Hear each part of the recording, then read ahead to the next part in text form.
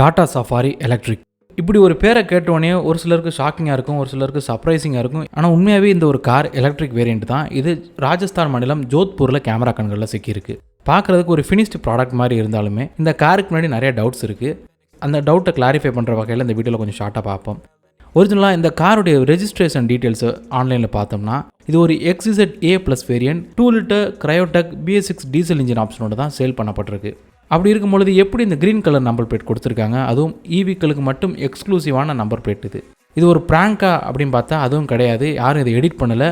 ஒரிஜினலாகவே லீகலாக ஆர்டிஓவில் ரெஜிஸ்டர் செய்யப்பட்ட ஒரு ஈவி தான் இந்த ஒரு சஃபாரி எலக்ட்ரிக். இருந்தாலும் இது ஒரு டெஸ்ட் மியூலும் கிடையாது, ஏன்னா எந்த விதமான கேமஃப்ளாஜும் கிடையாது. அப்படியே டாடா மோட்டார்ஸ் ஒரு கார் டெஸ்ட் பண்ணாங்கனாலோ அல்லது எந்த ஒரு ஆட்டோமோட்டிவ் பிராண்டும் அவங்க ப்ராடக்ட்ஸை டெஸ்ட் பண்ணும்பொழுது ரெட் கலர் நம்பர் பிளேட் தான் இந்தியாவில் கொடுப்பாங்க. ஸோ இந்த மாதிரியான விஷயங்கள்லாம் வச்சு பார்க்கும்பொழுது ஒரு விஷயம் மட்டும் கொஞ்சம் தெளிவாகுது. அதாவது டாடா மோட்டார்ஸ் அல்லாத ஒரு தேர்ட் பார்ட்டி கம்பெனி இந்த காருக்கான ஈவி கன்வர்ஷன் கிட்ட ரெடி பண்ணியிருக்காங்க அப்படிங்கிறது ஆல்மோஸ்ட் கன்ஃபார்ம் ஆகுது. ஸோ அவங்க ஒரிஜினலாக ஒரு டாடா சஃபாரி XZA+ டீசல் வேரியண்ட்டை ஒரு டீலர்கிட்டருந்து சோர்ஸ் பண்ணியிருக்கணும் அல்லது வாங்கியிருக்கணும். அவங்க எலக்ட்ரிக்கல் கன்வர்ஷன் கிட்ட ஃபிட் பண்ணதுக்கப்புறம் ஆர்டிஓவில் ரீரெஜிஸ்டர் பண்ணி அது ஒரு எலக்ட்ரிக் காருக்கான நம்பர் பிளேட்டை வாங்கியிருக்காங்க. பட் இந்த ஒரு கிட் டெஸ்டிங்கில் வச்சுருக்காங்களா, இது கமர்ஷியலாக அவைலபிளாக இருக்கா அப்படிங்கிறத பற்றி எந்த ஒரு டீட்டெயில்ஸும் கிடையாது. ஒரு ஈவி கன்வர்ஷன் கிட்டை டெவலப் பண்ணுறது அப்படிங்கிறது குறிப்பாக காருக்கு, அதாவது பெரிய வெஹிக்கல்ஸ்க்கு டிசைன் பண்ணுறது அப்படிங்கிறது ஒன்றும் ரொம்ப சிம்பிள் ப்ராசஸ் கிடையாது. ரொம்ப எக்ஸ்பென்சிவான process. Just like that engine அப்படியே தூக்கிட்டு மோட்டார் மற்றும் பேட்டரி அப்படியே ஈஸியாக ஃபிக்ஸ் பண்ணிட முடியும் அப்படிங்கிறது கிடையாது. ஸோ இந்த கன்வர்ஷன் கிட்டுக்கு பின்னாடி ஒரு நல்ல பிராண்ட், ஒரு நல்ல ரெப்யூட்டட் பிராண்ட், பெரிய பேக்கிங் இல்லாமல் இதை செய்கிறதுக்கான வாய்ப்பு கிடையாது. ஸோ நம்ம ஒரு எக்ஸ்பெக்டேஷன்ஸ் வைஸ் வச்சு பார்த்தோம்னா கண்டிப்பாக இந்த டாடா சஃபாரி எலக்ட்ரிக் ஒரு 300லேருந்து 500 கிலோமீட்டர் ரேஞ்சாவது கொடுக்கும். மினிமம் 150லேருந்து 170 PS பவரை வெளிப்படுத்தக்கூடிய மோட்டரோட இதை என்கேஜ் பண்ணியிருப்பாங்கன்னு எதிர்பார்க்கலாம்.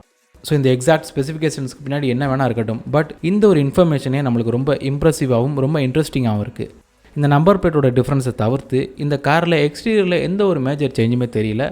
இந்தியன் ஈவி மார்க்கெட் அப்படிங்கிறதுல டாடா மோட்டார்ஸ் தான் ஃப்ரண்ட் ரன்னர். சக்ஸஸ்ஃபுல்லான நெக்ஸான் ஈவி, அதை தொடர்ந்து டிகோர் ஈவியும் அவங்கள்ட்ட சைடில் இருக்குது. ஒருவேளை இந்த காரை ரொம்ப சைலண்ட்டாக டாடா மோட்டார்ஸ் வேறு வகையில் டெஸ்ட் பண்ணாலும் ஆச்சரியப்படுறது கிடையாது. ஏற்கனவே கர்வ் மற்றும் அவின்யா ஈவி கான்செப்ட்ஸை ரீசெண்டாக தான் அவங்க ஷோகேஸ் பண்ணியிருந்தாங்க. இந்த கார்கள் ஒரு காம்பேக்ட் எஸ்யூவிக்கு ஈக்குவலான ப்ரொபோஷன்ஸில் தான் வரப்போகுது அப்படிங்கிறது ஆல்மோஸ்ட் கன்ஃபார்ம் பண்ணியிருந்தாங்க. இருந்தாலும் இந்த கார்கள் 2024 குறையாமல் நம்ம எதிர்பார்க்க முடியாது. பட் ஃபார் நவ் அடுத்த ஒரு electric launch from Tata Motors அப்படின்னா அது அல்ட்ரோஸ் ஈவியாக இருக்கிறதுக்கான வாய்ப்புகள் அதிகமாக இருக்குது. அதுபோக இந்த ஒரு அல்ட்ரோஸ் ஈவியும் பல சமயம் ஸ்பை ஷாட்ஸ்லையும் சிக்கியிருக்கு. இந்த ஷாக்கிங்கான டாடா சஃபாரி எலக்ட்ரிக்கை பற்றின உங்களுடைய அபிப்பிராயத்தை கமெண்ட் செக்ஷனில் தெரியப்படுத்துங்க. கூடிய சீக்கிரம் இன்னொரு வீடியோவில் பார்க்கலாம். நன்றி, வணக்கம்.